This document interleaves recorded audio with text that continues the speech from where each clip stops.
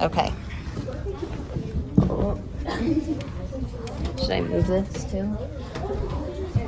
It's probably okay there. Yeah. Okay.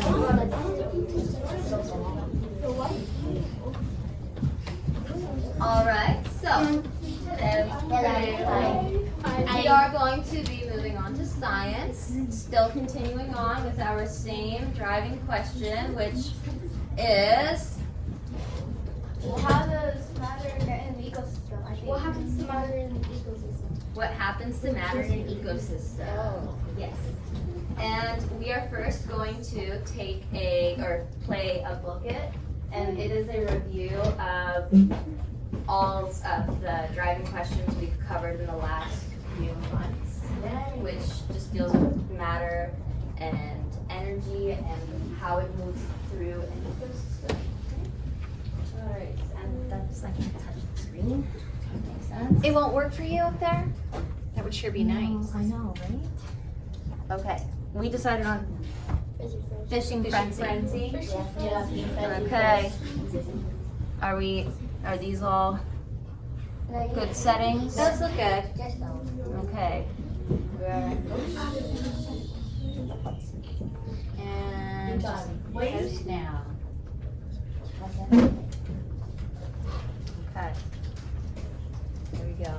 It's up to you if you want the sound or not. Your volume is off on your screen. So. Okay. There you go.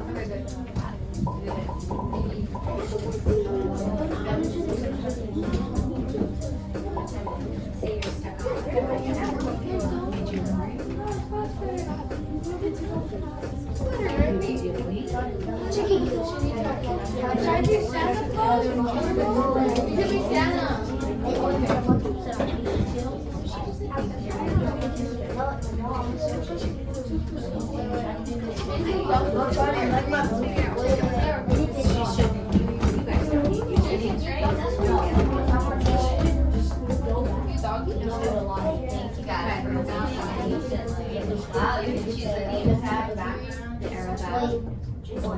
Right there, rainbow values.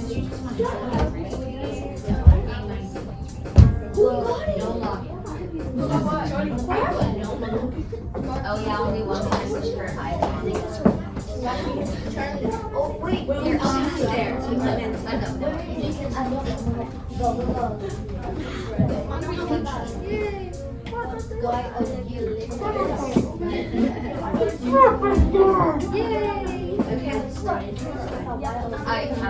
Okay. All right, guys, we are going to begin.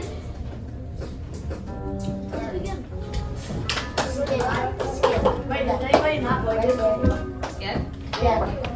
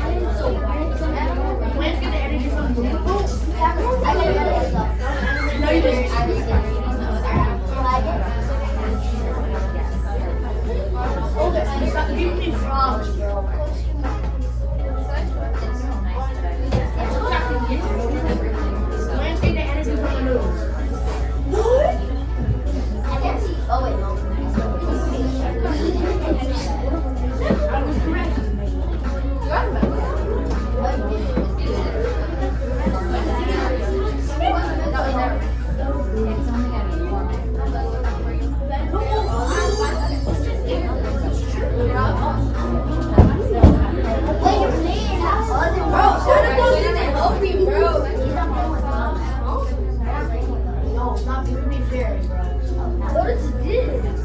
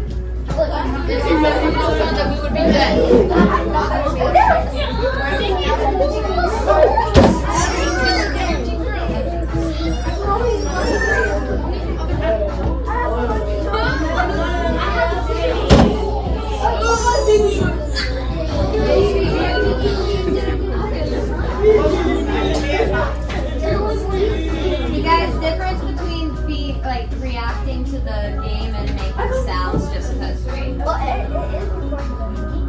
Yeah, it's definitely right. No, I'm having half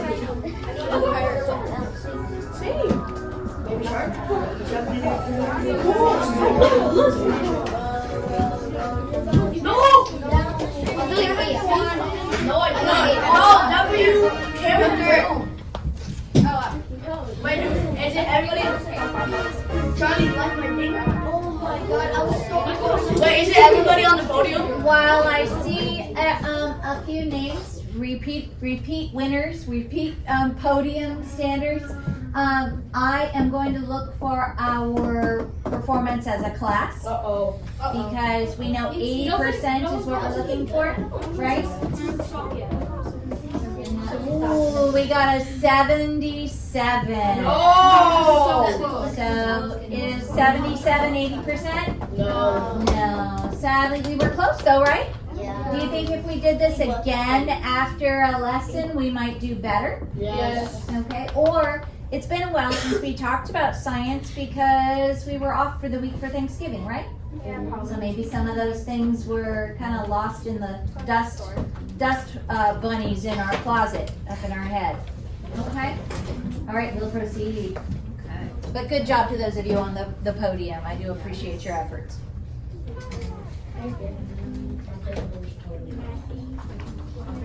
Back to the slide. How about we were there any questions that you felt like you would have gotten right, but the answer was incorrect? Or Yes. which one? I got a million. Oh, I forgot it. I thought the question was what was not living and I chose grass. Okay, so what is not living? Grass. Which one is not living? It's because like it said in the picture the grass was yellow.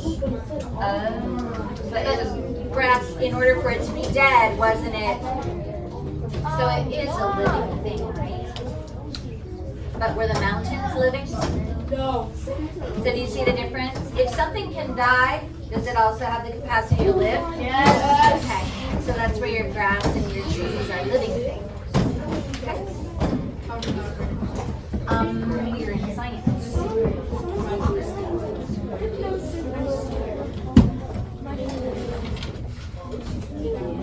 Should be the same place we picked. No, we're not here.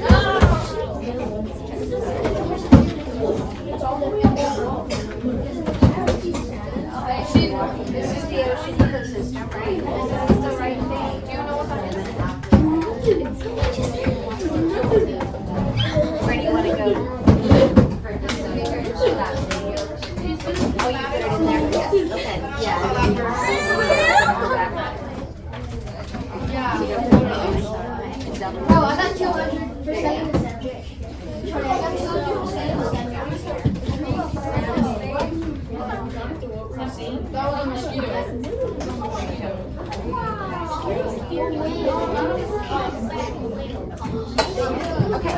All right. Flush those devices. Okay, can I see again for just a minute, please? So last time, it was before break, but we were looking into decomposers, right? Those are the organisms that break down matter in an ecosystem.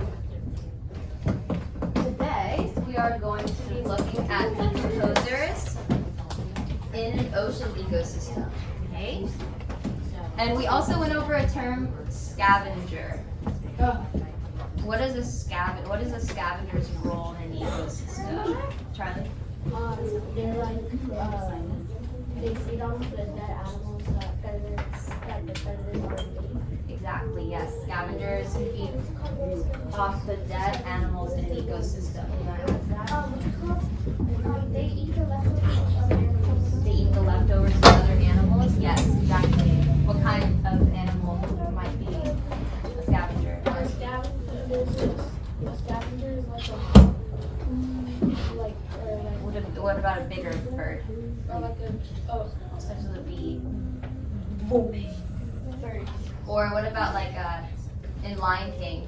They're the a hyena. yes, hyenas or vultures. Alright. Did we watch the snail one? The snail one is just a picture. Instead, I showed you a video that had the different decomposers.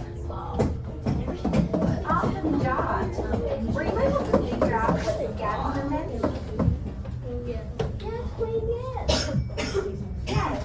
A scavenger feeds on dead matter, mainly food that predators hunted and left behind. an organism that eats plants or other animals. You and I are consumers. What about bacteria? Do you know what that is? Yes, bacteria include the germs we wash off our hands that make us feel achy when we get sick. But some bacteria is useful. Bacteria are consumers. They help break down waste and dead things. And bacteria are nearly everywhere and on everything. And without bacteria, the process of decomposition would not happen. Let's put what we've learned into action. Complete the ocean ecosystem model in your QuickBooks. Add arrows to show the movement of matter and nutrients. Then write about the decomposers in the ocean ecosystem in the reflect section. When you're done, take a moment to think about what you've achieved. You've obtained, evaluated, and communicated information, just like scientists do. Catch you next time. Okay.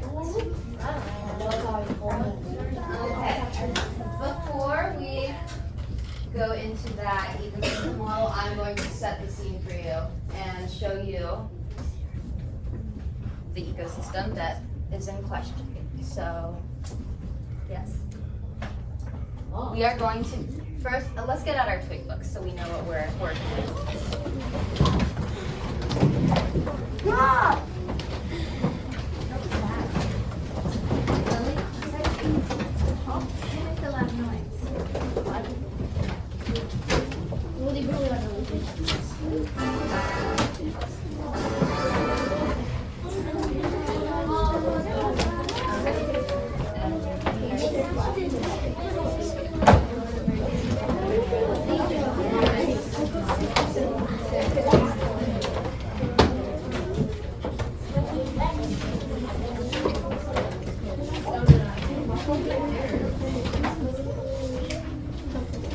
Okay, let's go to page 112 in your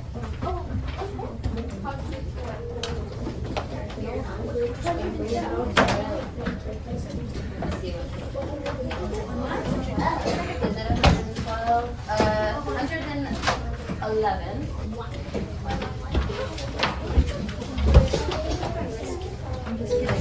I was off by 10 pages. That was on me. We're on page 102. Sorry. 102.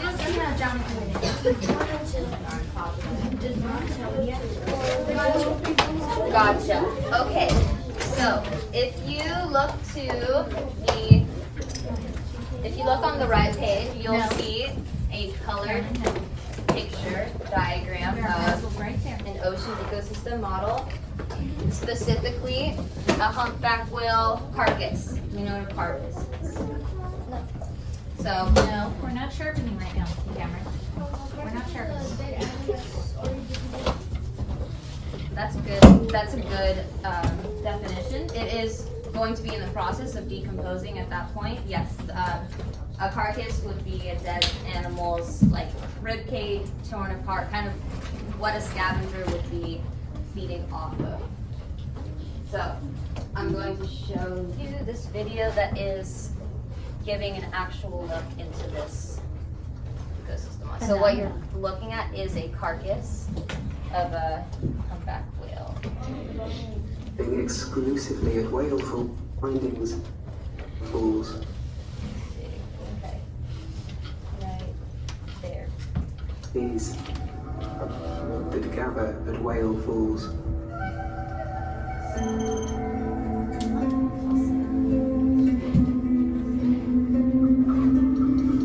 It begins at the surface. Soon after death, the insides of the whale begin to decompose. As decay sets in, gases cause the body to expand and float up to the ocean surface, where it's scavenged by sharks I don't know how to get rid of the bottom. and seabirds.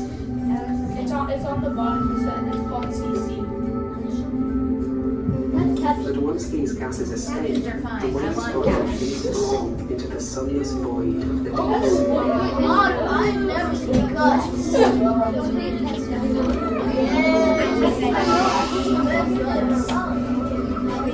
Once it settled on the ocean floor, the depths of kilometer or more, it can be classified as a whale form. And now begin the four key stages of Are we paying attention? Or are we talking? which each support their own distinct communities. It's real life. It's real. Give it the respect it deserves. First is the mobile scavenger stage. After the carcass comes to rest on the ocean floor, life arrives at the scene in a matter of hours. Mobile scavengers such as hagfish and sharks If are you look on your lured by the diagram, scent you of see death hagfish. and swim from afar to consume the flesh and blubber. Hagfish use their dental plates to burrow deep into the carcass or bite off chunks of food. While they eat, they twist their bodies into a knot, then pass the knot along their body and force it against the carcass to increase the power of their bite. This allows them to tear flesh from even the toughest of meals. Hagfish. The mobile scavenger stage of whale fall ecosystems is characterized by larger organisms visiting the carcass, like this sleeper shark, which can grow to nearly 7 meters in length. The sleeper shark also eats a decomposing whale. In a matter of months, the carcass is stripped clean down to the bone. That's what it looks like after However, months. in an Just a couple of ecosystem months. so nutrient deficient as the deep sea, when something so large falls to the depths, nothing goes to waste. There's nothing to eat the bones, right? Now begins the second phase, known as the enrichment opportunist stage. Many of the larger scavengers have moved on, and it's now the turn of smaller organisms to comb the surrounding sediment for decomposing tissue. The hagfish were there Organic eating the fragments flesh. or detritus What's here may now? enrich the sediments nearby for over a year.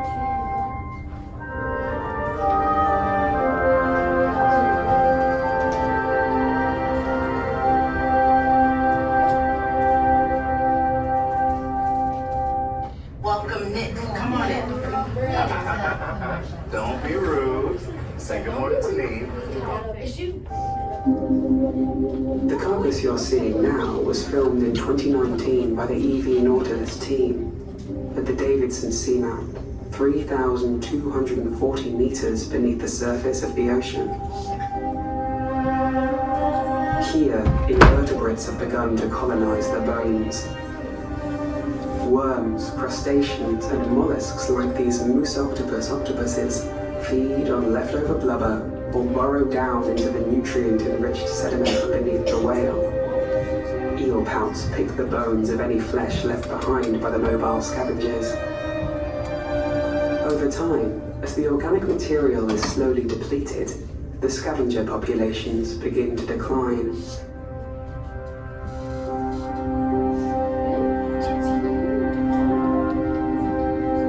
How less food 1 equals year less later, in organism. 2020, the EV Nautilus team returned to the Davidson Seamount whale fall. What they found was a dramatically different scene, for it had entered the third stage, called the sulfophilic stage. This is by far the longest stage of a whale fall, for it may last for 50 years or more. Many of the bones appear to have disintegrated, and there's a much lower density of scavengers. But although the carcass may appear devoid of life, the remaining skeleton supports a remarkable community of chemosynthetic bacteria that begin to break down lipids trapped in the bones. This process forms sulfites as a byproduct, which are released up to 8 feet into the surrounding sediment and support a rich mix of dense bacterial mats, mussels, clams, and worms, feeding not on flesh, but on the microbes. Polychaete worms, like the bone-eating Osedax worms, carpet the whale's bones in a fuzzy red fringe.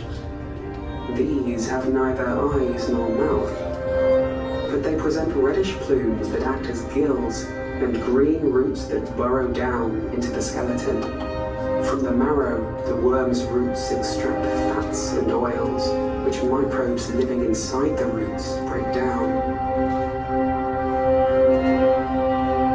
Those are living things.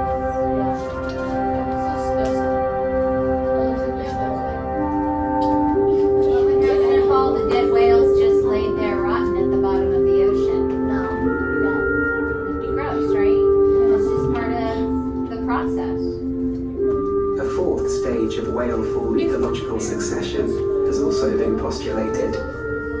Known as the reef stage, it involves the solid mineral remains of the whale bones, providing a hard substrate for suspension and filter feeders to inhabit.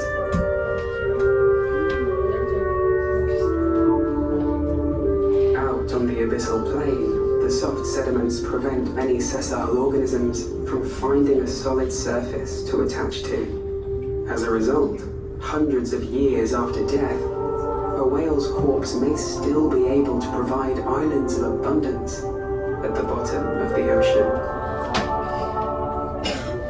That is home to a lot of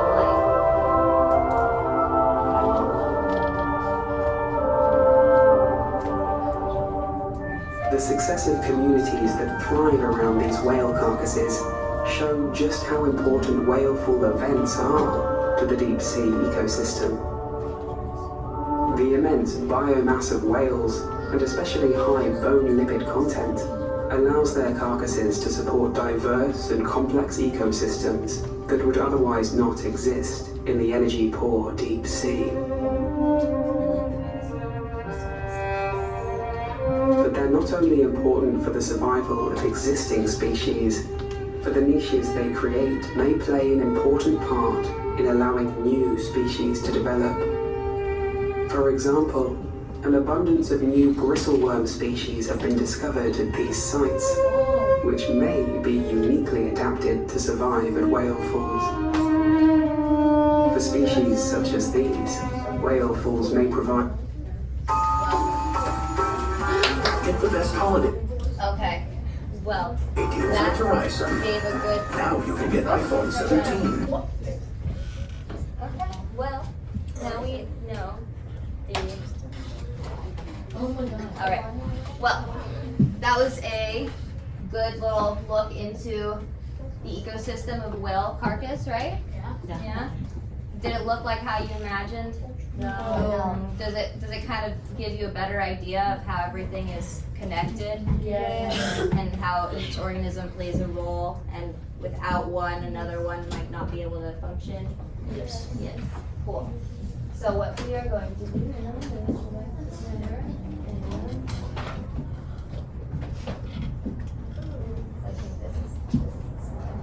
I think this is just a picture showing the different stages. So we have when it still has its flesh and the different like sharks that go after the scavengers, crabs, and then you move into the opportunist phase, which is where those worms are, and then last we have just the bones, when the bones start to decay. What does decay mean?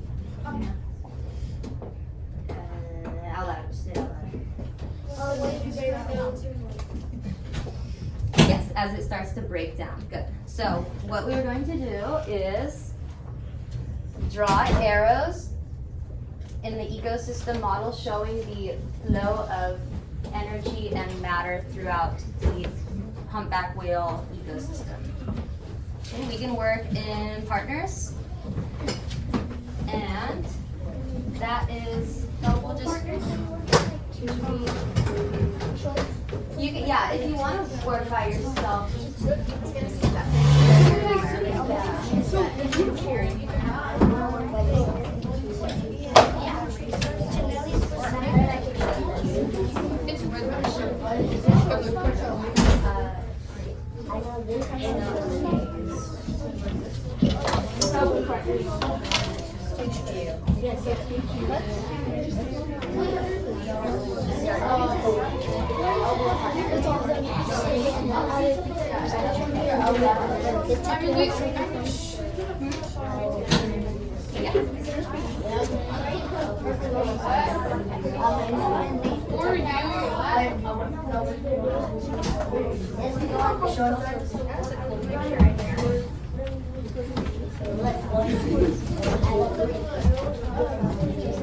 How would you guys like to break apart? Oh, let's just do us three and then them three. No, Samantha's not. Yeah, 1, 2. Do you want to work with Samantha? No, wait, 3. Or do you guys want to, what are we doing? Let's see how you guys can figure it out. Oh, you guys could do 3 and then do 2. Where? Is that good? No. Oh, I see. They were using this, but they're using the digital to be able to start the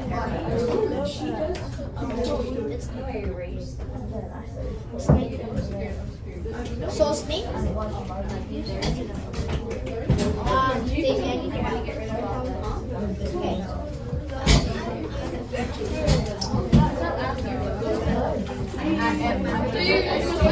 Please, my brain is going to show me this.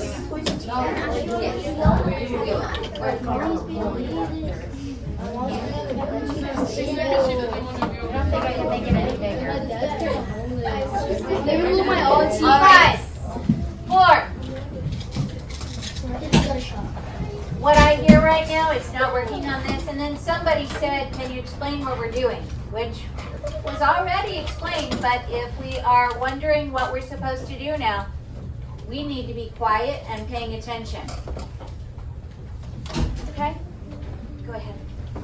All right, so this ecosystem model it functions just like the ones we worked with in the past with plants and the different animals. It's just a different environment, right?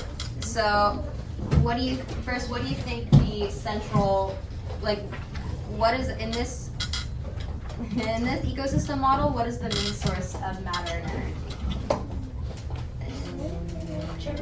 Ella. Humpback Humpback whale. Yes, so do you think the humpback whale would have arrows pointing to it or going away from it, showing that it's like different organisms are getting away from it. good? Yes. So what you're